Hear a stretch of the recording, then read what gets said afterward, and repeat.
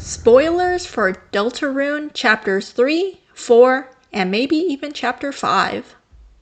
I'm gonna say outright what everyone's been thinking. I firmly believe that chapter 5's Dark World will be in Asgore's shop, Flower King. This has been a popular thought, but my video is here to encompass everything, and I mean everything I think can and will happen in chapter 5. So the evidence for Flower King. In Gerson's story, Lord of the Hammer, the 5th chapter is about a field of gold and pink where the garden is charred in an inferno of jealousy. With how desperate he's been shown to win Toriel back and how chapter 4 ended, Asgore is the most obvious character to be involved.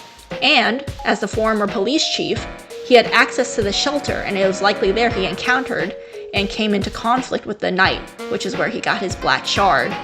Whatever actions he took led to him being removed from the force and was probably a major factor, if not the factor that led to his and Toriel's divorce. Now just for a clarification, when we overhear Asgore, he explicitly says a black shard. This is not a shadow crystal, or at least I don't believe so. After all, they're called that because despite being entirely opaque, you can only see them by their shadow. Meanwhile, Asgore calls it a black shard, implying that he came in conflict with the Knight or something like the Knight. Since then, he's been privately investigating with the support of Carol Holiday, as seen from Toriel's conversation with Rudy at the church. His you-know-what that she isn't very happy that Carol is supporting him in. In the course of his investigations, and maybe with a nudge from Carol, he could have learned about Dark Worlds. Carol has her own corkboard in her room, which is where we overhear Asgore. And while I don't know or really don't believe that she has a full scope of what is happening, I believe Carol, and by extension Asgore, knows something about the Dark Worlds as well. So, on the day of the festival, Asgore will see Toriel and Sans having a lovely time together, and return to his shop in distress. Whether through an impulsive act of jealousy and despair, or due to the Knight, a fountain will be opened in Flower King. And there, the gang will begin to learn about hints of what happened to Des. Asgore's basement has his own research and theories about it all, and this is where we will start to be able to piece it all together. Now, getting a little meta, Chapter 5 was originally going to be released alongside Chapters 3 and 4. It would make sense to end this bundle of chapters that began with the Dreamer household and introduced the Knight, to end with some sort of resolution with Asgore, Chris's father, and I also believe that we will get the reveal of the identity of the Knight, who I really think it's Des, but that's a separate video, honestly. In Chapter 4, there's a side area where there's a prophecy panel that speaks of the Flower Man trapped in asylum. It's interesting to note that the prophecy is labeled Boss 3 in the code, matching Boss 1 and Boss 2 for the Queen and Tenna prophecies, hinting that Asgore will be the final boss of the next Dark World. I believe the asylum mentioned is his own Dark World, his ideal fantasy where he is the hero, the Flower King, where the flowers he talks to love him, and it's like he never lost it all. Frozen in a time when everything was perfect. But then Des disappeared, Carol became cold, Asgore and Toriel divorced, the Dreamers and the Holidays grew apart, and Rudy fell ill. Notice there are 7 flowers. Rudy, Carol, Noelle, Des, Toriel, Chris, Asriel. Those he has lost, also 7. Now, Toby made an interesting tweet in 2020 when promoting a flower-covered Rousey shirt on Twitter. He's always getting it mixed up with flowers, isn't he? That hasn't happened. Put a pin in that. Chapters 3 and 4 had a couple of moments where the game states that Rousey and Asriel don't actually look that similar. In Chapter 3, if you chill with Rousey instead of thinking about Susie's conversation with Tenna, the player can say you've seen his face before Chris tears this down, saying they actually aren't too similar. And in Chapter 4, if you look at the photos on the fridge, Chris will insistently point out the differences in appearance between the two. Now, in the same chapter on the normal route, Noelle will also mention that Rousey looks similar to Asriel, but not. All optional dialogue, but affirms the differences between the two. But in his delusion, in his fantasy, will Asgore see Rousey for who he is? In the darkness, will he see the stranger? Or will he see his son, who's been away for so long? I believe Chapter 5 will have more of a focus on Rousey, his self-worth, his fear of being discarded, and the futility of his existence. He says that if there's one thing he likes about himself, it's his face. The one thing he likes about himself, versus the allure of the fantasy of being loved and wanted. We might lose Rousey early into this dark world, and he'll be tangled and mixed up with the Golden Flower, the Golden Child, the Prince of the Kingdom.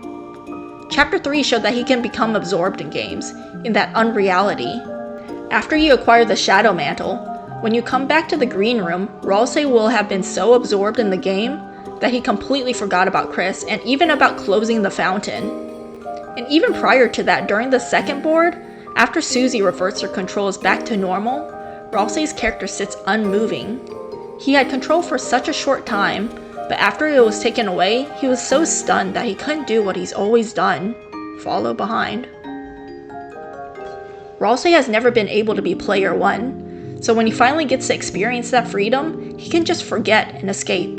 And why wouldn't he want to? To be the center of attention, to be the prince that everyone loves and who has so many friends.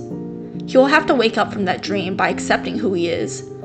Not in the circumstances of his existence that he has depressingly and repeatedly affirmed, but in self-actualization. Who is Rousey? What is Rousey like? He'll have to figure it out. Now, someone I feel has to be touched on in this chapter is Chris.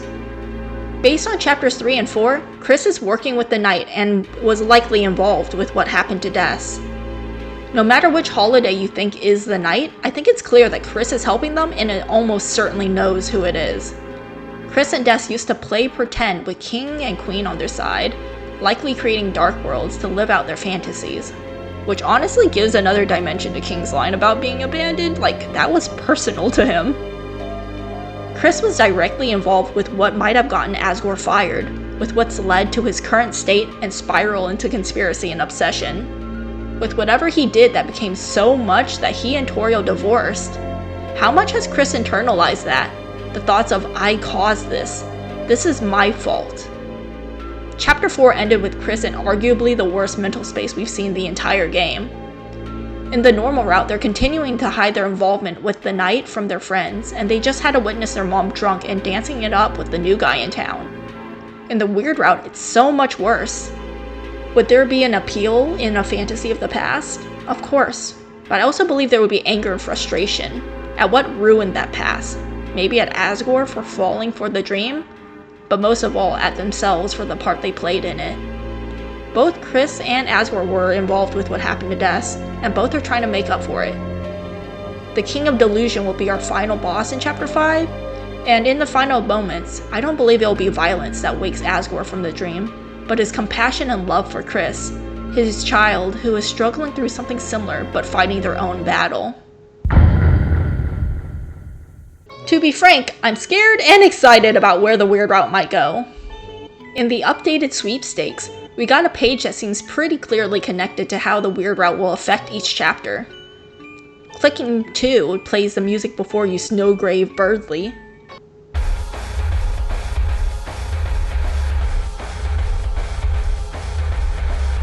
Three, while invisible, plays the sound from the third game in the S-rank room when there is a line change referencing what we did in Chapter 2. 4 has that awful red dot that I hate, and an invisible keyboard that only has the letters of thank you with a unique and unsettling sound. And 5 has this sound clip.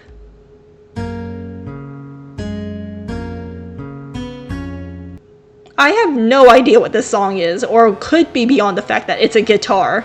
The most worrying thing is how big the 5 is. The fandom's been speculating that the appearance of the numbers corresponds with how much the weird route changes each chapter, and so far that doesn't seem incorrect. 1 is minuscule, 2 is massive as the start of it all, and even changes the final boss of the chapter. 3 is large, but invisible. Not applicable, but seeming to be a guide on how to activate the weird route in the first place. And 4, while impactful, is only a handful of scenes and dialogue options, but 5 is more than twice the size of that. Since we have so little to go on in terms of what could actually happen, I have two ideas, but first, I should bring out something that I believe will happen in Chapter 5 that I haven't mentioned. I believe Noelle will join Chris and Susie in the Dark World. She's going with either of them for the festival, Susie on the normal route or Chris on the weird route, and I think she will follow them into Flower King. After Ralsei is taken away from the party, I believe there will be a brief period without a third party member, before Noelle finds them and joins the group, finally realizing the Dark World wasn't a dream in the normal route, and it will be her that identifies the knight, calling out their name in shock. Now back on the weird route, my first thought is that with Noelle joining, the player will be able to continue your weird route with some restrictions. Susie will be with you and occasionally object to your actions.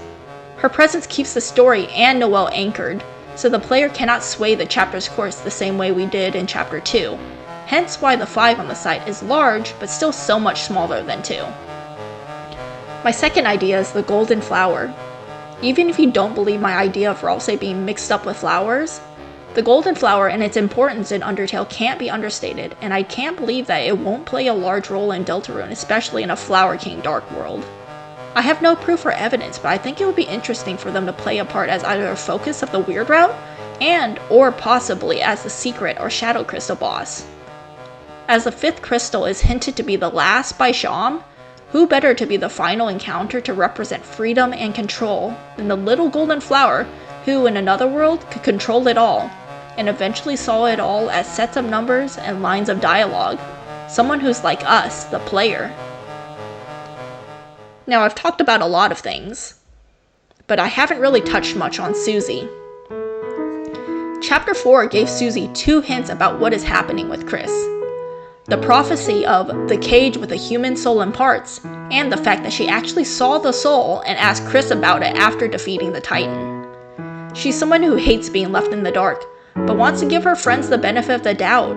She gave Ralsei so much leeway about withholding information about things like the roaring, the darkness not being real, the prophecy and his foreknowledge, and I believe Chapter 5 will be a similar grace period for Chris, where she starts to question the line between our actions as a soul and Chris just being weird.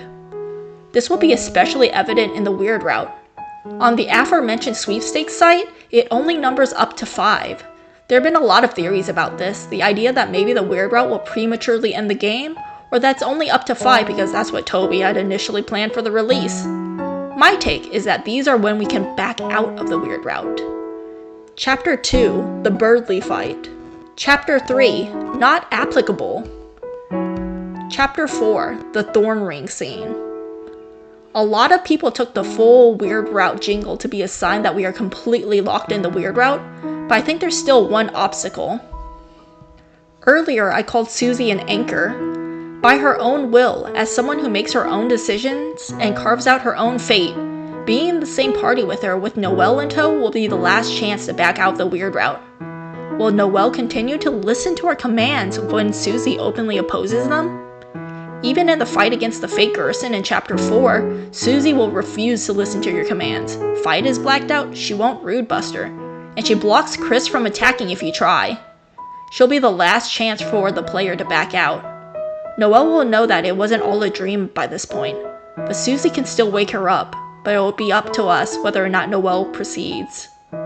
This has all been a bit scattered, so to tie it all together with some more details, here's a rough timeline, I think, of events that will happen, or could happen, in Chapter 5. Now, I believe the chapter will begin in the Light World. Chapter 4 ended in the Light World, and Chapter 5 will begin in the Light World. It'll be the festival day, and Noelle will go with either Susie or Chris.